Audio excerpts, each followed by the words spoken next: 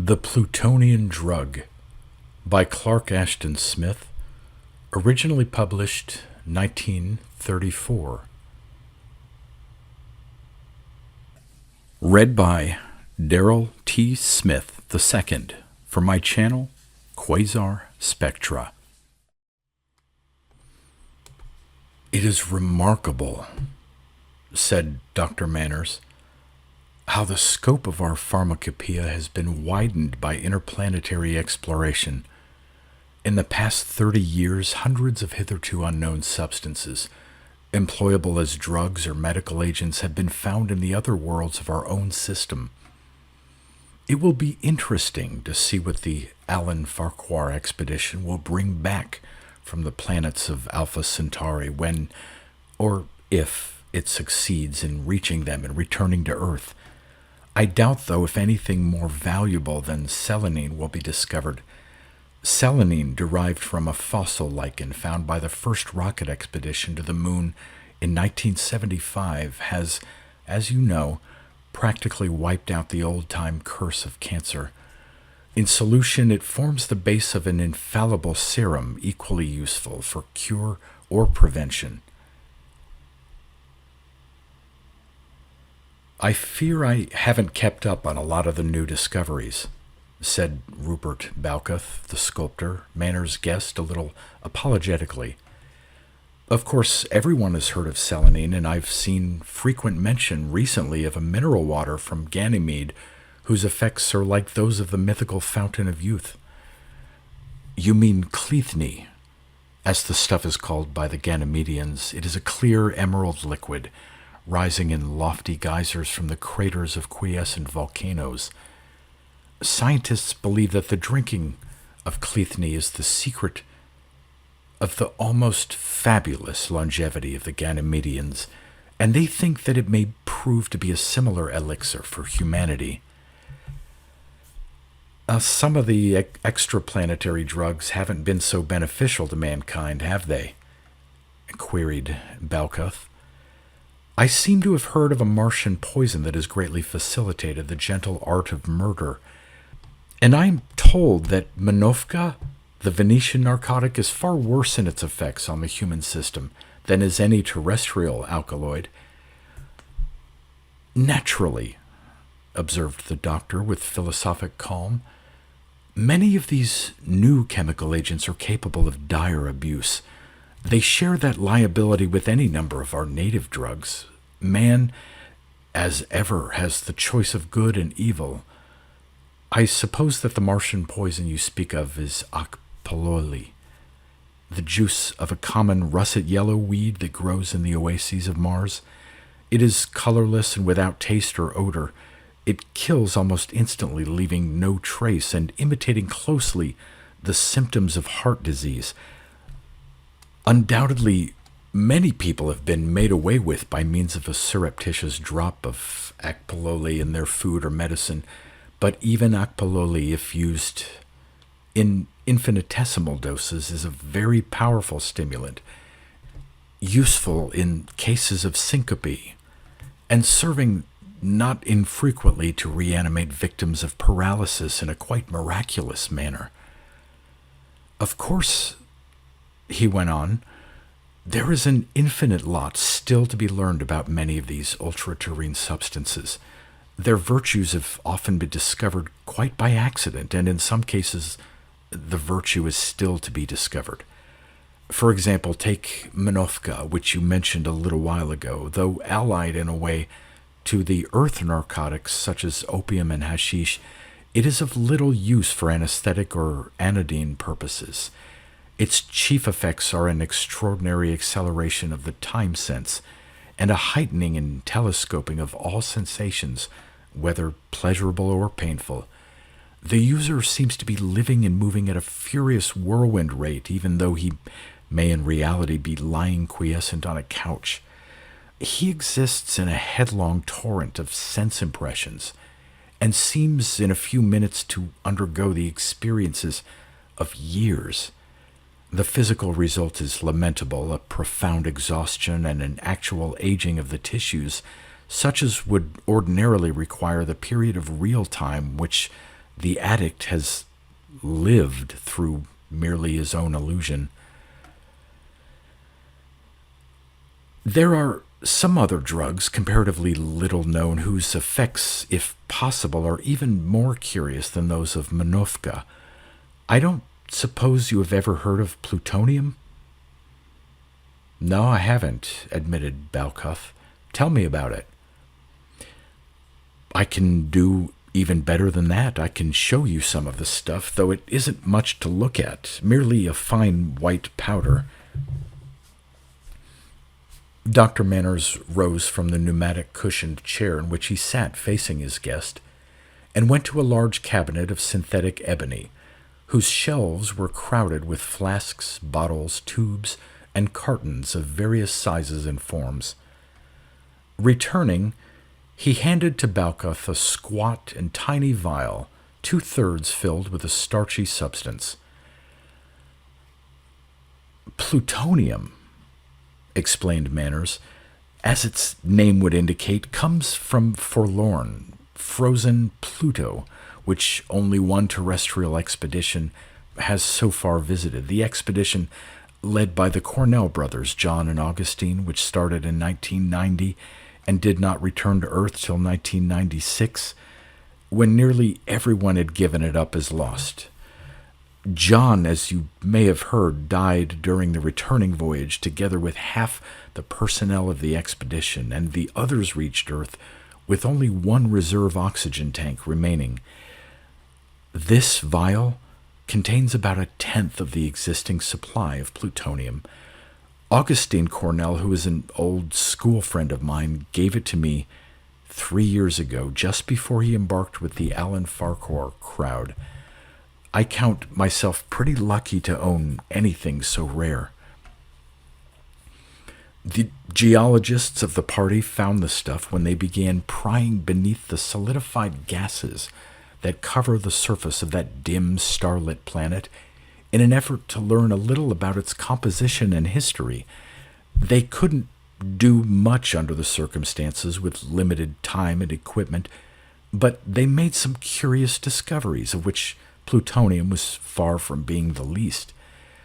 Like selenine, the stuff is a byproduct of vegetable fossilization. Doubtless, it is many billion years old and dates back to the time when Pluto possessed enough internal heat to make possible the development of certain rudimentary plant forms on its blind surface. It must have had an atmosphere then, though no evidence of former animal life was found by the Cornells. Plutonium, in addition to carbon, hydrogen, nitrogen, and oxygen, contains minute quantities of several unclassified elements. It was discovered in a crystalloid condition, but turned immediately to the fine powder that you see as soon as it was exposed to air in the rocket ship. It is readily soluble in water, forming a permanent colloid without the least sign of deposit, no matter how long it remains in suspension. You say it is a drug? Queried Balkuth. What does it do to you?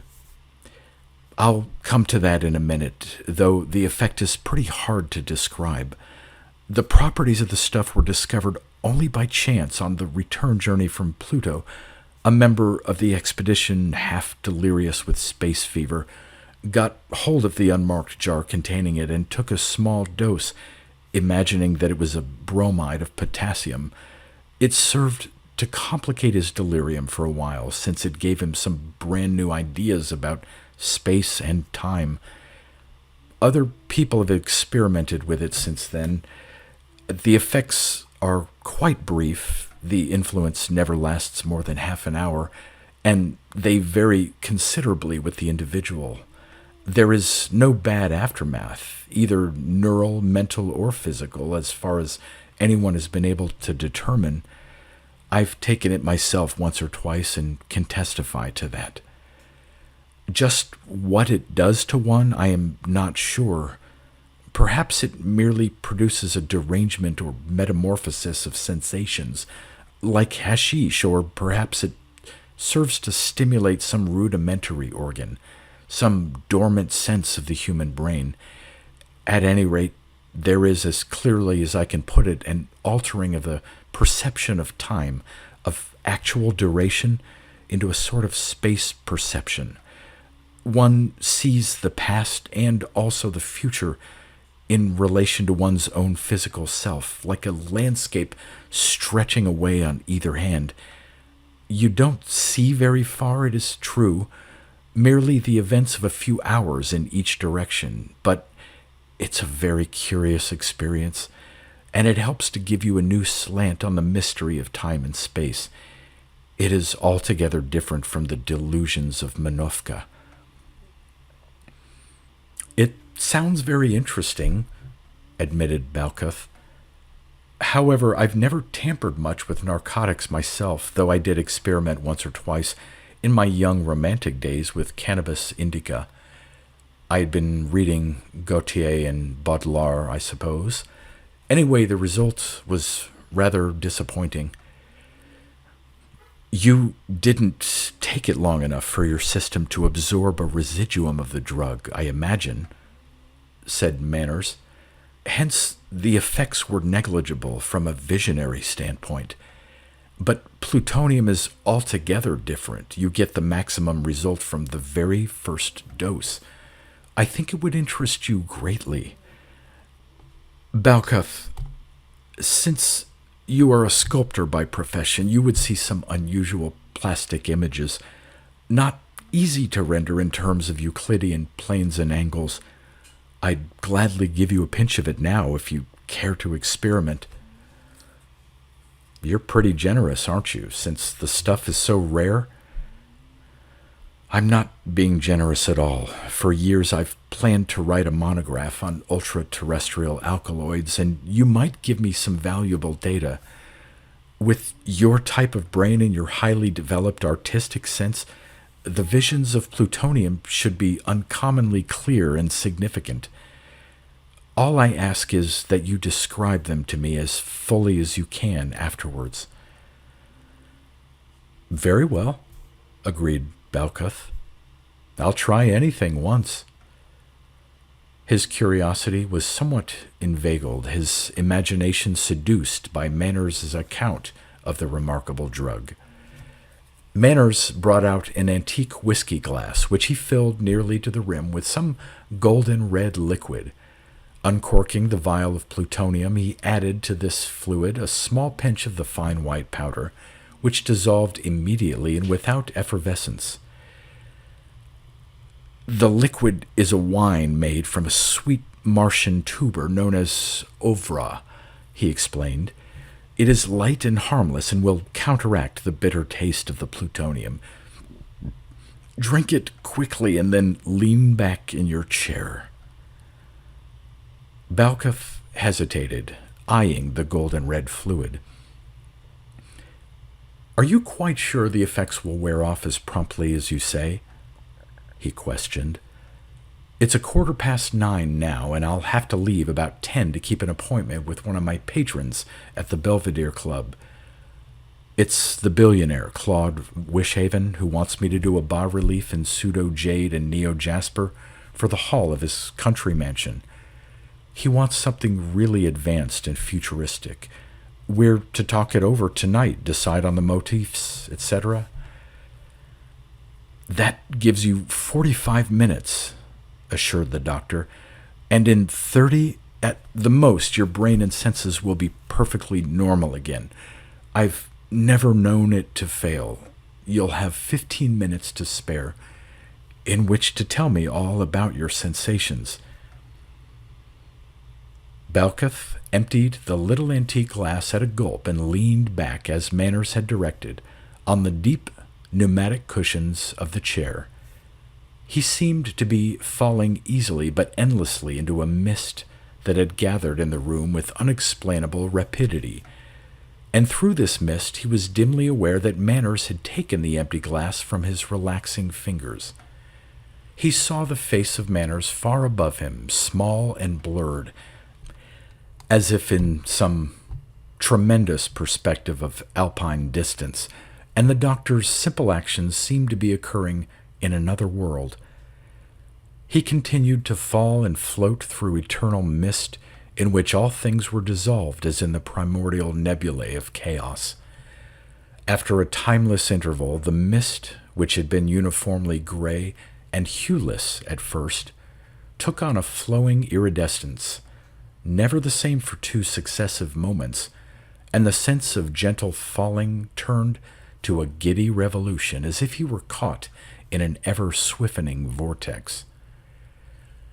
Coincidentally with his movement in this whirlpool of prismatic splendor, he seemed to undergo an indescribable mutation of the senses. The whirling colors, by subtle, ceaseless gradations, became recognizable as solid forms. Emerging as if by an act of creation from the infinite chaos, they appeared to take their place in an equally infinite vista. The feeling of movement through decrescent spirals was resolved into absolute immobility. Balcuth was no longer conscious of himself as a living organic body. He was an abstract I, a discorporate center of visual awareness, stationed alone in space, and yet having an intimate relationship with the frozen prospect on which he peered from his ineffable vantage. Without surprise, he found that he was gazing simultaneously in 2 directions, on either hand for a vast distance that was wholly void of normal perspective. A weird and peculiar landscape stretched away, traversed by an unbroken frieze or bas-relief of human figures that ran like a straight, undeviating wall. For a while the frieze was incomprehensible to Balcuth. He could make nothing of its glacial, flowing outlines, with their background of repeated masses and complicated angles and sections of other human friezes that approached or departed, often in a very abrupt manner, from an unseen world beyond. Then the vision seemed to resolve and clarify itself, and he began to understand.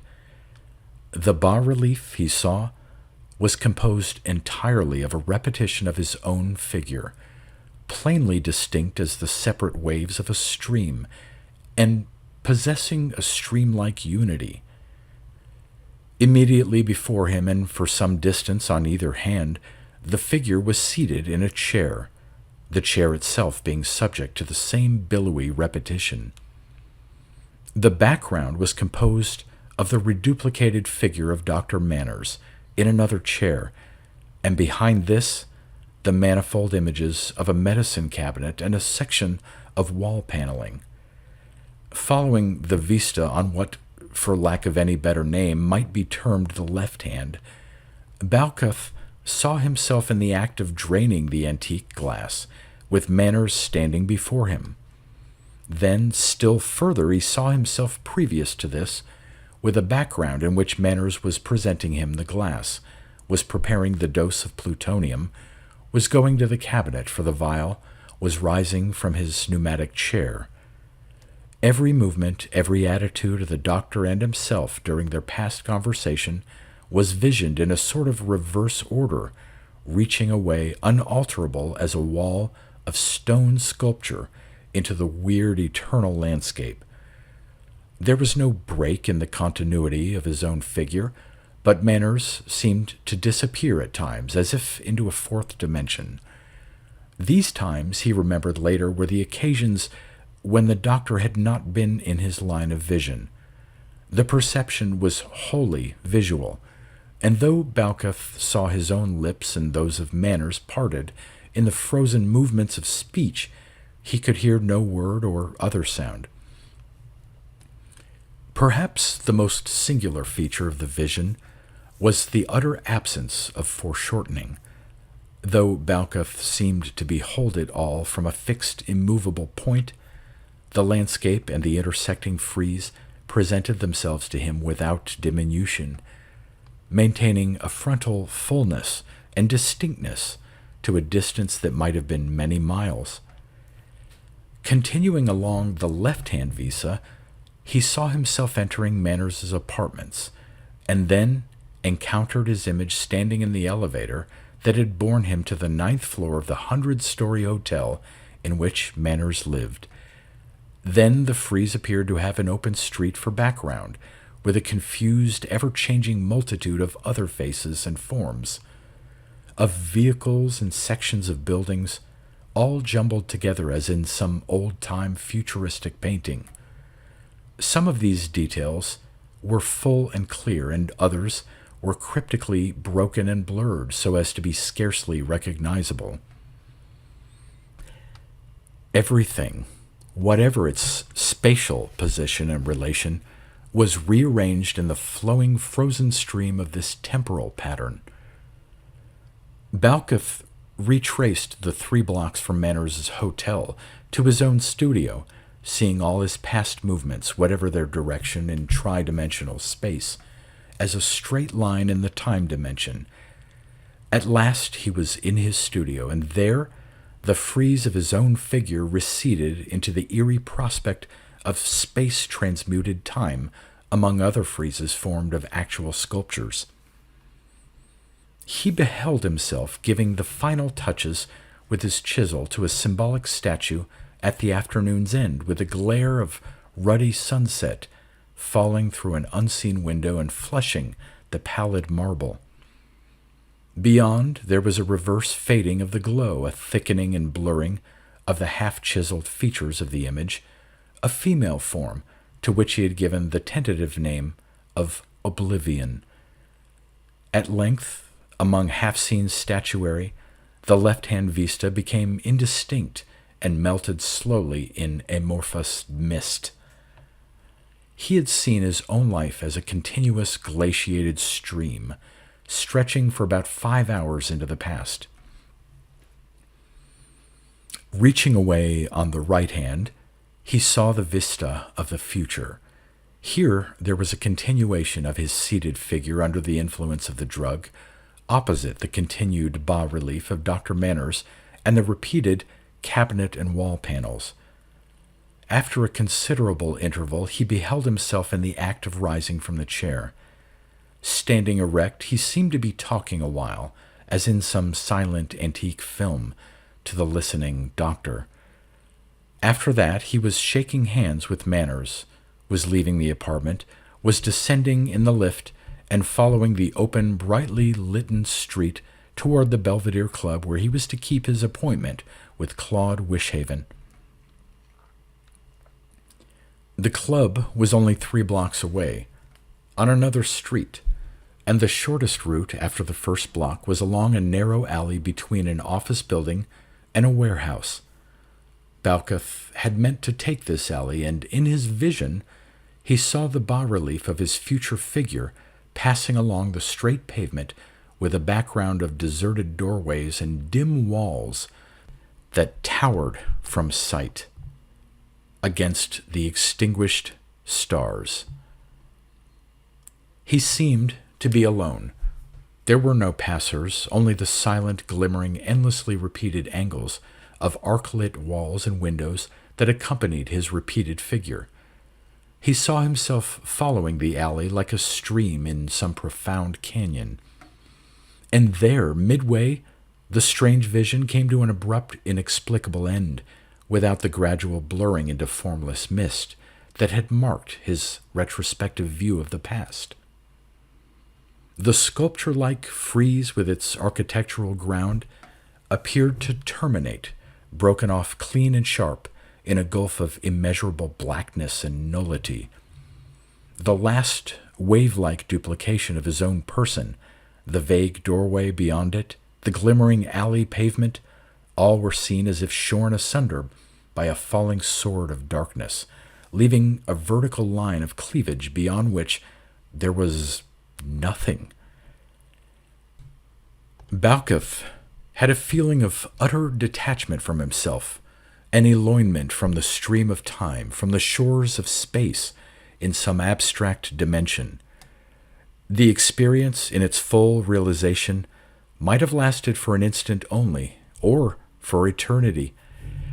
Without wonder, without curiosity or reflection, like a fourth-dimensional eye, he viewed simultaneously the unequal cross-sections of his own past and future.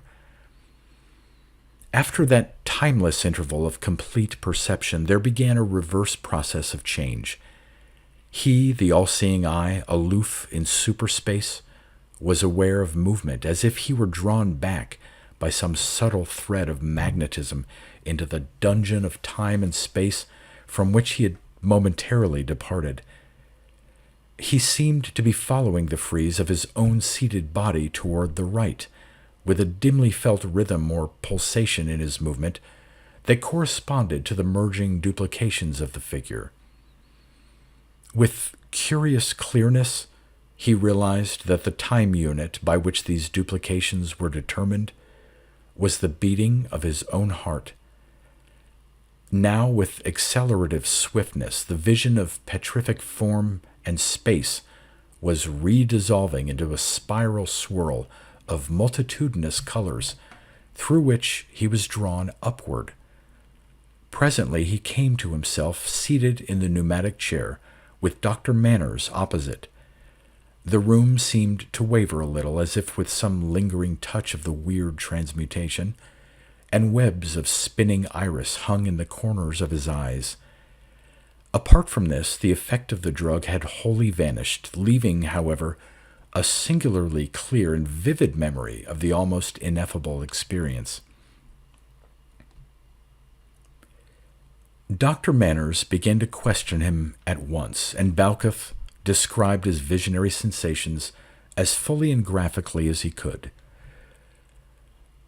"There is one thing I don't understand," said Manners at the end with a puzzled frown. "According to your account, you must have seen 5 or 6 hours of the past, running in a straight spatial line as a sort of continuous landscape, but the vista of the future ended sharply after you had followed it for 3/4 of an hour, or less. I've never known the drug to act so unequally.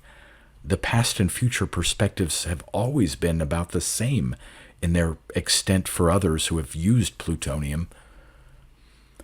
"Well," observed Balkuth, "the real marvel is that I could see into the future at all.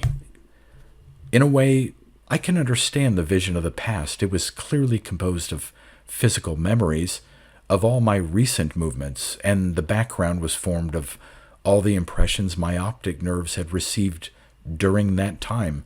But how could I behold something that hasn't yet happened?" "There's the mystery, of course," assented Manners. "I can think of only one explanation at all intelligible to our finite minds. This is that all the events which compose the stream of time have already happened, are happening, and will continue to happen forever. In our ordinary state of consciousness, we perceive with the physical senses merely that moment which we call the present. Under the influence of plutonium, you were able to extend the moment of present cognition in both directions, and to behold simultaneously a portion of that which is normally beyond perception. Thus appeared the vision of yourself as a continuous, immobile body extending through the time vista." Balkuth, who had been standing, now took his leave. "I must be going," he said, "or I'll be late for my appointment." "I won't detain you any longer," said Manners. He appeared to hesitate, and then added, "I'm still at a loss to comprehend the abrupt cleavage and termination of your prospect of the future. The alley in which it seemed to end was Fallman Alley, I suppose, your shortest route to the Belvedere Club.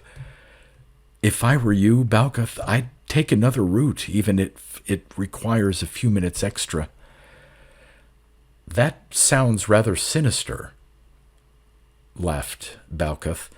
"Do you think that something may happen to me in Fallman Alley?" "I hope not, but I can't guarantee that it won't." Manners' tone was oddly dry and severe. "You'd best do as I suggest." Balkuth felt the touch of a momentary shadow as he left the hotel, a premonition brief and light as the passing of some night bird on noiseless wings. What could it mean, that gulf of infinite blackness into which the weird frieze of his future had appeared to plunge like a frozen cataract? Was there a menace of some sort that awaited him in a particular place at a particular moment? He had a curious feeling of repetition, of doing something that he had done before as he followed the street.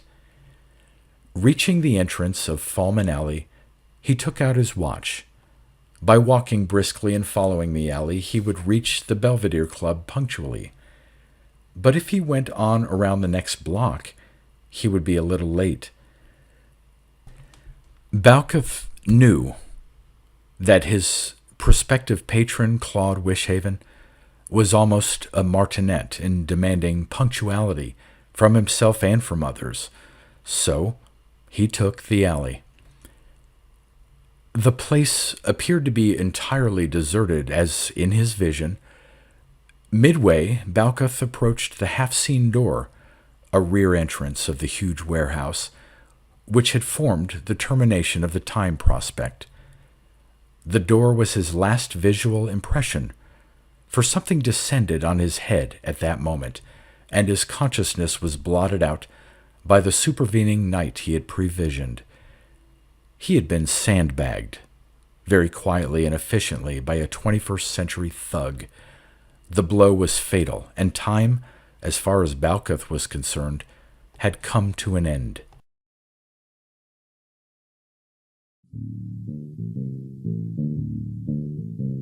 You've been listening to pre-1990s speculative fiction readings with a highlight on science fiction by Darrell T. Smith II. Please consider clicking the donation link in the description box. Thank you so much for your time and your imagination.